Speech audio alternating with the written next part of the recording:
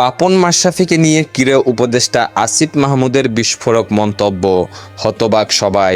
শেখ হাসিনা সরকারের পতনের পর দেশের ক্রীড়া অঙ্গনে কিছুটা অস্থিরতা তৈরি হয়েছে, বিশেষ করে বাংলাদেশ ক্রিকেট বোর্ড বিসিবি ও বাংলাদেশ ফুটবল ফেডারেশনকে ঘিরে আলোচনা বেশি হচ্ছে। কারণ এই দুই বোর্ডের শীর্ষকর্তাদের অনেকেই আওয়ামী লীগের রাজনীতিতে সক্রিয় ছিল। শেখ হাসিনার পদত্যাগের পর তাদের অনেকেই আর বোর্ড বা ফেডারেশনে দেখা যাচ্ছে না।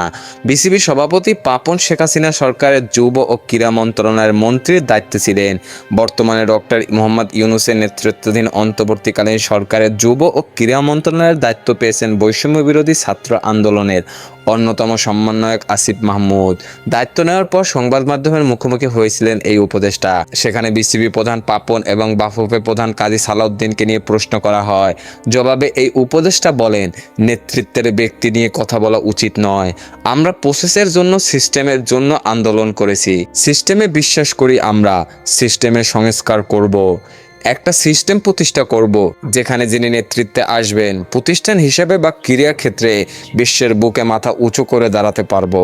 উল্লেখ্য, আসিফ মাহমুদ ঢাকা বিশ্ববিদ্যালয়ের ভাষা বিজ্ঞান বিভাগের 2017-2018 শিক্ষাবর্ষের ছাত্র। অল্প বয়সে মন্ত্রী পদমর্যাদায় উপদেষ্টা হিসেবে দায়িত্ব পাওয়া প্রসঙ্গে তার মন্তব্য, আমি তো মনে করি এই দায়িত্ব আমার কাছে কমপ্লিমেন্টারি। তারুণ্য আর অভিজ্ঞতার সংমিশ্রণে ভালো কিছু অর্জন করা সম্ভব। এই সরকার পরিচালনায় 25 থেকে 85 বছর পর্যন্ত মানুষ থাকছেন। তারুণ্য আর অভিজ্ঞতার সংমিশ্রণে ভালো কিছু করা সম্ভব। মন্ত্রণালয়ে অভিজ্ঞতা থাকবেন, তারা আমাকে সাফল্য পেতে সহায়তা করবে বলে আমি মনে করি। খেলাধুলার সকল আপডেট পেতে আমাদের ইউটিউব চ্যানেলটি সাবস্ক্রাইব এবং ফেসবুক পেজটি ফলো দিয়ে লাইক, কমেন্ট, শেয়ার করে আমাদের সাথে যুক্ত থাকুন। ধন্যবাদ।